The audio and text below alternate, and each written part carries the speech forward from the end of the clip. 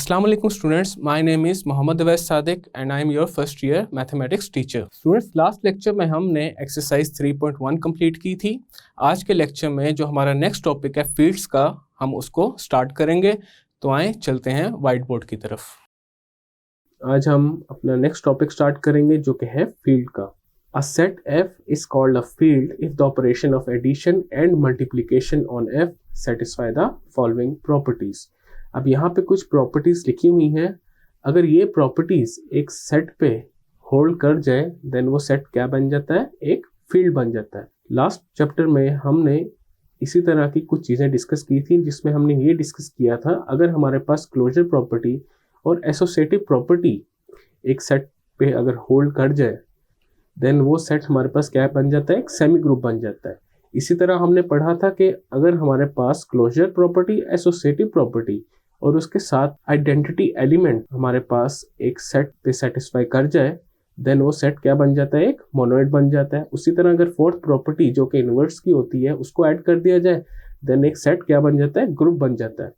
उसी तरह यहाँ पे काफ़ी सारी प्रॉपर्टीज़ हैं. अगर ये एक सेट पे होल्ड कर जाए देन वो सेट एक फील्ड बन जाती है. तो यहाँ पे सबसे पहली प्रॉपर्टी है closure property with respect to addition. उसमें क्या होता है कि एक सेट में से अगर हम कोई भी दो एलिमेंट्स पिक कर लें और उनको ऐड कर दें और ऐड करने के बाद जो आंसर आ रहा है वो भी हमारे पास उसी सेट में से है देन उस पर closure property with respect to addition hold कर जाती है. इसी तरह क्लोजर प्रॉपर्टी है विद रिस्पेक्ट टू मल्टीप्लीकेशन. इसमें क्या होगा कि दो एलिमेंट्स उस सेट में से पिक किए जाए एंड उनको मल्टीप्लाई करके जो आंसर आ रहा है वो भी हमारे पास कहाँ से होना चाहिए, उसी सेट में से होना चाहिए. देन हमारे पास closure property with respect to multiplication भी होल्ड कर जाती है. नेक्स्ट हमारे पास है कम्यूटेटिविटी. अब ये लेफ्ट साइड पे हमारे पास लिखी हुई है commutative property with respect to addition. ये भी हम पिछले चैप्टर में काफ़ी डिटेल में डिस्कस कर चुके हैं. वो क्या होता है कि दो एलिमेंट्स ले लिए जाए, उनको ऐड किया जाए तो इक्वल होते हैं अगर उनके ऑर्डर को चेंज करके दोबारा ऐड किया जाए. तो ये होती है commutative property. a plus B is equal to B plus A. और इसी तरह commutative property with respect to multiplication है. इसमें क्या किया जाता है, मल्टीप्लाई किया जाता है. अब यहाँ पे एक चीज़ क्लियर करना ज़रूरी है कि ये प्रॉपर्टीज़ हमारे पास मैट्रिसेस के लिए नहीं बताई गई. ये जनरल हमारे पास फील्ड की प्रॉपर्टीज़ हैं. इनमें से कुछ प्रॉपर्टीज़ मैट्रिसेस के ऊपर सेटिस्फाई हो सकती हैं, कुछ नहीं होंगी. नेक्स्ट हमारे पास है एसोसिएटिविटी. लेफ्ट हैंड साइड पे हमारे पास लिखा हुआ है associative property with respect to addition. तो ये हमारे पास क्या होती है कि तीन एलिमेंट्स अगर हम पिक कर लें एक सेट में से तो उसमें से let's say A B C हमारे पास तीन एलिमेंट्स हैं. ए प्लस बी को पहले ऐड किया जाए एंड देन सी को ऐड किया जाए. वो इक्वल होता है किसके, अगर बी प्लस सी को पहले ऐड किया जाए एंड देन ए को ऐड किया जाए. इसी तरह हमारे पास क्या है associative property with respect to multiplication. इसमें ए बी को पहले मल्टीप्लाई किया जाए एंड देन सी के साथ मल्टीप्लाई किया जाए. इक्वल होता है किसके, बी एंड सी को पहले मल्टीप्लाई किया जाए एंड देन उसको ए के साथ मल्टीप्लाई किया जाए. इन प्रॉपर्टीज़ की जो एग्जाम्पल्स हैं वो पिछले चैप्टर है, चैप्टर नंबर 2, उसमें हमने काफ़ी पढ़ी हुई हैं. तो ये वहाँ पे देखी जा सकती हैं. नेक्स्ट हमारे पास है एक्सिस्टेंस ऑफ आइडेंटिटी. अब एडिशन के केस में आइडेंटिटी हमारे पास क्या होती है, वो होती है ज़ीरो. बिकॉज ज़ीरो को जब मैं किसी एलिमेंट में ऐड करूँ तो वापस वही एलिमेंट हमारे पास आ जाए. तो ज़ीरो यहाँ पे क्या है, एडिटिव आइडेंटिटी. और मल्टीप्लिकेटिव आइडेंटिटी हमारे पास क्या होती है, 1 होती है. बिकॉज 1 को जब मैं मल्टीप्लाई करता हूँ किसी एलिमेंट से तो वापस हमारे पास वही एलिमेंट आ जाता है. नेक्स्ट हमारे पास प्रॉपर्टी है एक्सिस्टेंस ऑफ इनवर्सेस की. अब एडिटिव इनवर्स हमारे पास क्या होता है, जब कोई एलिमेंट है उसी को ऐड कर दिया जाए नेगेटिव साइन लगा के. लेट्स से हमारे पास एक एलिमेंट है ए, तो हमारे पास एक और एलिमेंट एग्जिस्ट करेगा माइनस ए उसी सेट में से कि अगर हम उन दोनों एलिमेंट्स को ऐड करें तो किसके इक्वल आ जाता है, आइडेंटिटी एलिमेंट के इक्वल आ जाता है. इसी तरह मल्टीप्लिकेटिव इनवर्स हमारे पास क्या होता है, अगर हमारे पास एक एलिमेंट ए है तो एक और एलिमेंट होगा 1/a जो कि हमारे पास उस सेट से एग्जिस्ट करेगा कि जब मैं a को 1/a से मल्टीप्लाई करूं तो क्या आ जाएगा, आइडेंटिटी एलिमेंट जो कि है 1. इसी तरह जो नेक्स्ट प्रॉपर्टी है वो है डिस्ट्रीब्यूटिविटी की. अब यहाँ पे हमारे पास है a into B plus C is equal to A B plus A C. ये है हमारे पास लेफ्ट डिस्ट्रीब्यूटिव प्रॉपर्टी. एंड उसके बाद क्या है राइट डिस्ट्रीब्यूटिव प्रॉपर्टी जो कि है B plus C into A is equal to B A plus C A. तो ये है हमारे पास फील्ड की प्रॉपर्टीज, और ये जितनी भी प्रॉपर्टीज है हम पिछले चैप्टर्स में देख चुके हैं, ये हमारे पास रियल नंबर्स, कॉम्प्लेक्स नंबर्स या फिर रैशनल नंबर्स के लिए सेटिस्फाई करती है। इनकी एग्जाम्पल पिछले चैप्टर्स में हमने किए हुई हैं और इनसे रिलेटेड क्वेश्चंस भी हमने काफ़ी ज़्यादा किए हुए हैं। लेकिन ये प्रॉपर्टीज मैट्रिसेस के लिए नहीं है। इसमें से कुछ प्रॉपर्टीज मैट्रिसेस के लिए होल्ड करेंगी और कुछ नहीं करेंगी। तो हमारा नेक्स्ट टॉपिक यही है, प्रॉपर्टीज ऑफ मैट्रिसेस। तो उसको डिस्कस करते हैं अभी। अब हम डिस्कस करते हैं मैट्रिक्स की कुछ प्रॉपर्टीज। तो यह है properties of matrix addition, scalar multiplication and matrix multiplication. If A, B and C are n by n matrices and C and D are scalars, then the following properties are true.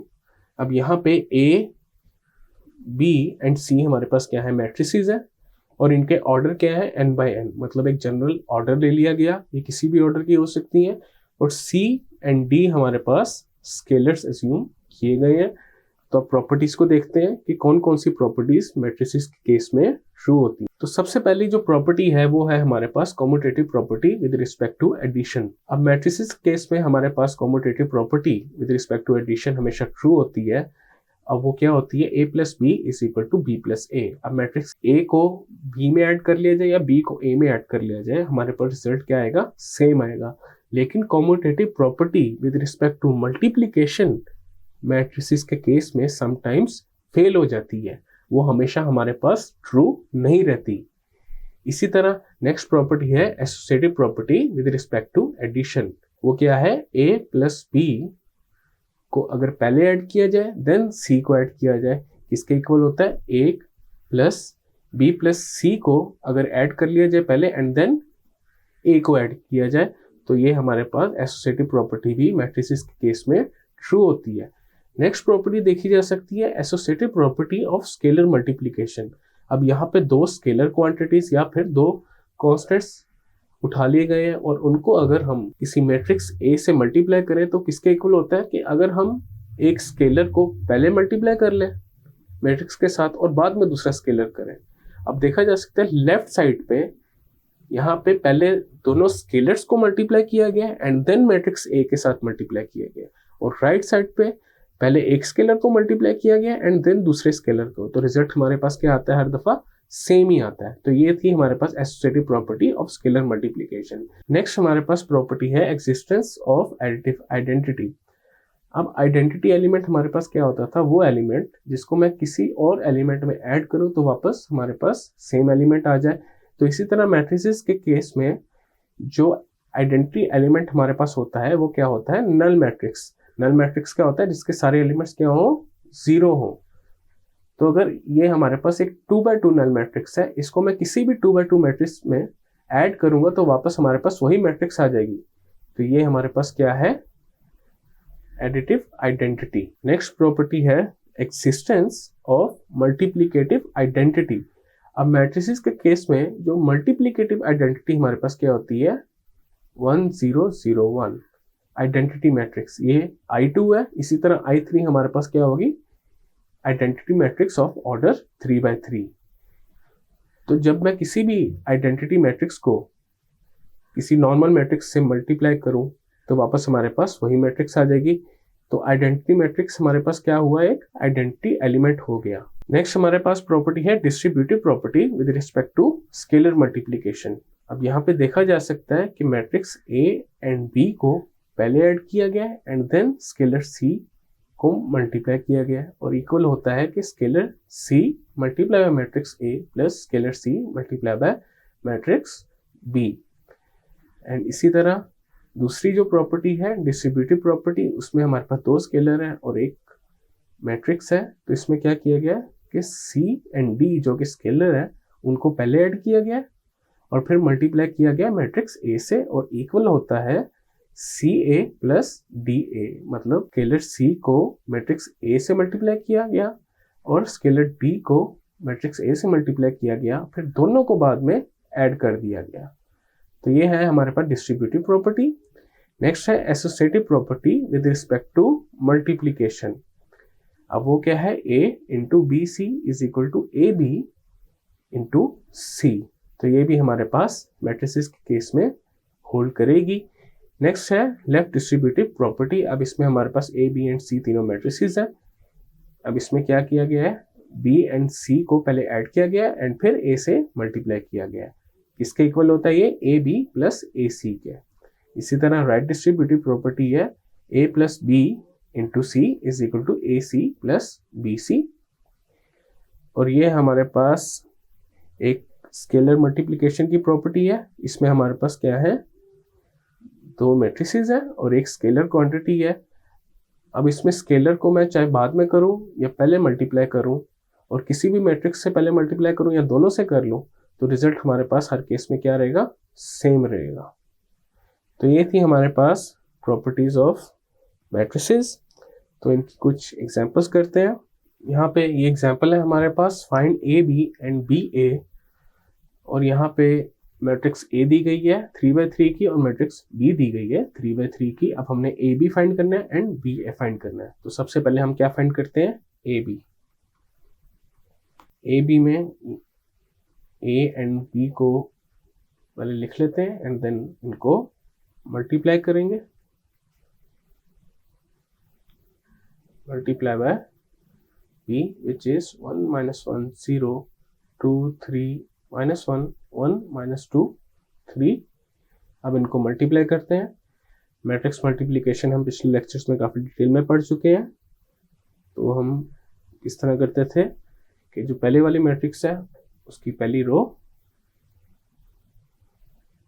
और दूसरे matrix का पहला column आपस में operate करते थे सबसे पहले। तो इसमें क्या करते थे, सबसे पहले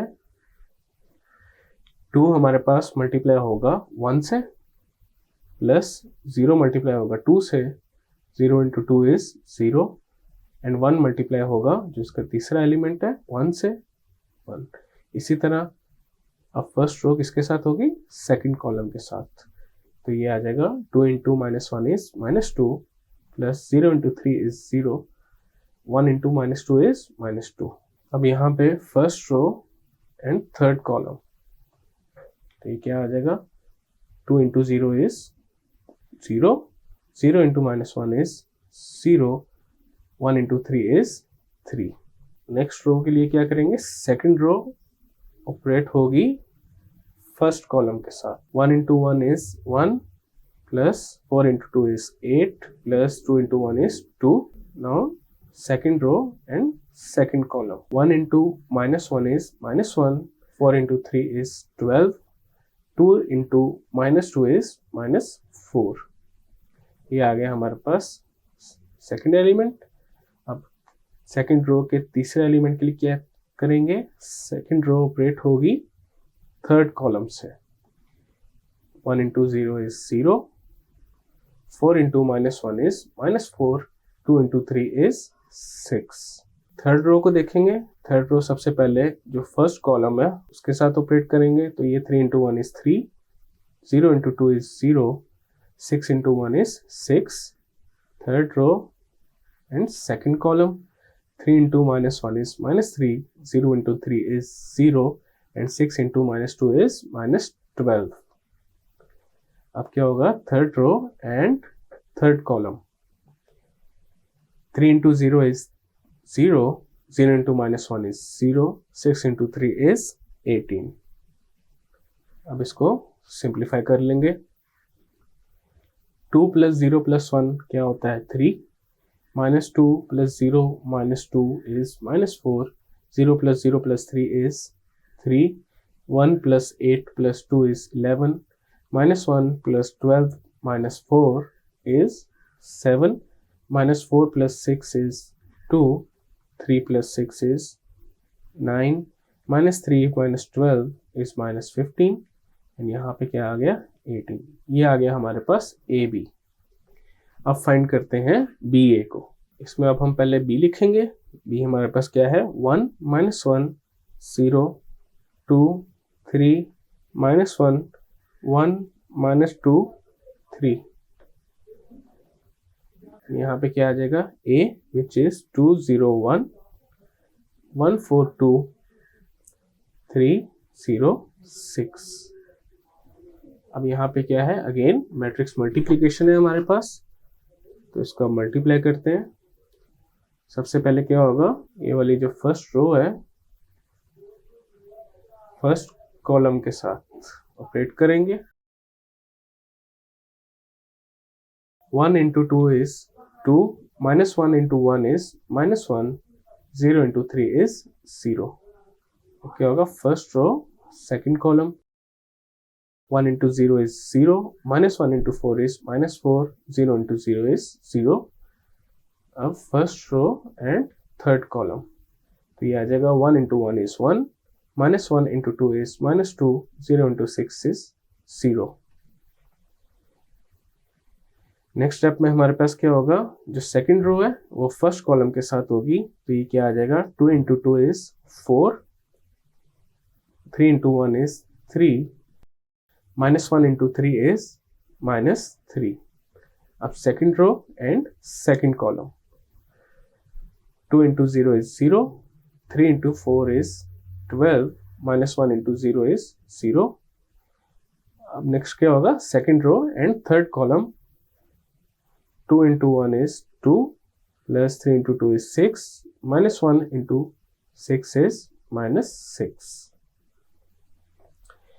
अब थर्ड रो को देखेंगे, third row and first column, 1 into 2 is 2, minus 2 into 1 is minus 2, and 3 into 3 is 9। Third row and second column, 1 into 0 is 0, minus 2 into 4 is minus 8, 3 into 0 is 0। अब होगा third row and third column, 1 into 1 is 1, minus 2 into 2 is minus 4, 3 into 6 is 18। अब इसको simplify कर लेंगे, 2 minus 1 is 1, यहाँ पे minus 4 आ गया, 1 minus 2 is minus 1, यहाँ पे आ जाएगा 4, 12, 2, 9 minus 8 एंड 15। तो ये आ गया हमारे पास बी ए, और ए भी हमने ऊपर फाइंड किया था, जो कि हमारे पास ये था 3 minus 4 3, 11 7 2, 9 minus 15 एंड 18, और बी ए हमारे पास ये आ रहा है। अब क्लियरली देखा जा सकता है कि A B is not equal to B A, तो इससे हमें क्या पता चलता है कि commutative property with respect to multiplication matrices के लिए होल्ड नहीं करती, लेकिन commutative property with respect to addition हमारे पास होल्ड करेगी। वो भी हम इजीली किसी भी एग्जांपल से प्रूव कर सकते हैं, लेकिन यहाँ पे commutative property with respect to multiplication satisfy नहीं होती, क्योंकि हमारे पास एक काउंटर एग्जाम्पल मौजूद है। नेक्स्ट हमारे पास ये वाली एक एग्जाम्पल है जिसमें हमारे पास एक मैट्रिक्स ए गिवन है, और कहा गया है कि A into A transpose and A transpose का भी ट्रांसपोज फाइंड किया जाए। अब ये मैट्रिक्स A हमारे पास 3/4 ऑर्डर की है, तो सबसे पहले हम A into A transpose find करते हैं। अब ट्रांसपोज ऑफ अ मैट्रिक्स क्या होता था, उसमें हम क्या करते थे कि जो रोज होती थी उनको कॉलम्स में चेंज कर दिया जाता था और कॉलम्स को रोज में चेंज कर दिया जाता था। तो सबसे पहले हम ए ट्रांसपोज फाइंड करते हैं। अब यहाँ पे जो पहली रो है वो है 2 minus 1 3 0, तो उसको कॉलम की फॉर्म में लिख लेंगे 2 minus 1 3 0। दूसरी रो है 1 0 4 minus 2, तो इसको कॉलम में लिख देंगे 1 0 4 minus 2। इसी तरह तीसरी रो को भी हम कॉलम में लिख देंगे, जो कि हो जाएगा -3 5 2 -1। तो ये आ गया हमारे पास ए ट्रांसपोज। अब ए ट्रांसपोज को ए से मल्टीप्लाई करते हैं,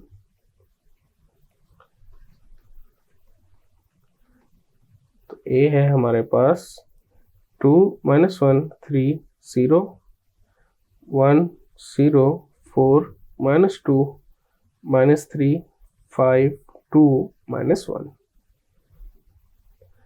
ए ट्रांसपोज हमारे पास है 2 1 -3 -1 0 5 3 4 2 0 -2 -1। अब इस मैट्रिक्स का ऑर्डर हमारे पास क्या है 3/4, 3 रोज हैं एंड 4 कॉलम्स हैं। और इसी तरह इस मैट्रिक्स का ऑर्डर हमारे पास क्या है, 4 मल्टीप्लाई बाय 3। अब यहाँ पे देखा जा सकता है जो पहली मैट्रिक्स है उसमें नंबर ऑफ कॉलम्स और दूसरी मैट्रिक्स के नंबर ऑफ रोज हमारे पास सेम है, इसका मतलब मल्टीप्लाई हो सकते हैं। तो इसका जो मल्टीप्लिकेशन होने के पास, अब मल्टीप्लिकेशन होने के बाद जो मैट्रिक्स आएगी उसका ऑर्डर क्या होगा, 3/3। तो इन दोनों का अब मल्टीप्लाई करते हैं। सबसे पहले first row and first column, 2 into 2 is 4, -1 into -1 is 1, 3 into 3 is 9, 0 into 0 is 0। First row second column, तो ये हो जाएगा 2 into 1 is 2, -1 into 0 is 0, 3 into 4 is 12, 0 into -2 is 0। First row third column, तो ये हो जाएगा 2 into -3 is -6, -1 into 5 is -5, 3 into 2 is 6, 0 into -1 is 0। Next हमारे पास क्या है, second row and first column, 1 into 2 is 2, 0 into -1 is 0, 4 into 3 is 12, -2 into 0 is 0। Second row second column, 1 into 1 is 1, 0 into 0 is 0, 4 into 4 is 16, -2 into -2 is 4। Second row third column, तो ये हो जाएगा 1 into -3 is -3, 0 into 5 is 0, 4 into 2 is 8, -2 into -1 is 2। Third row first column, -3 into 2 is -6, 5 into -1 is -5, 2 into 3 is 6, -1 into 0 is 0।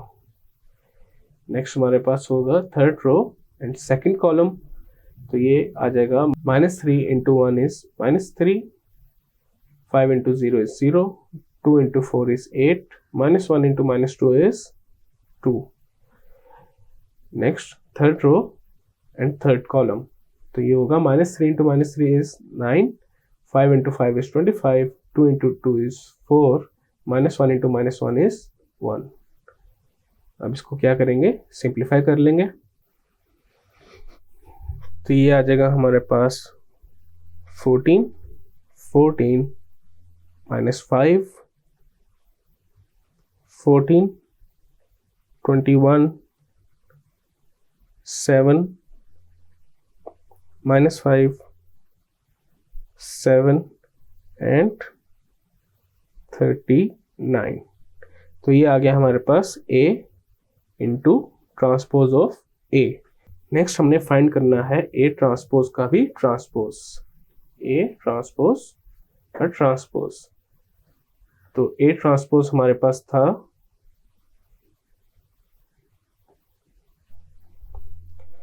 2 1 -3 -1 0 5 3 4 2 0 -2 -1।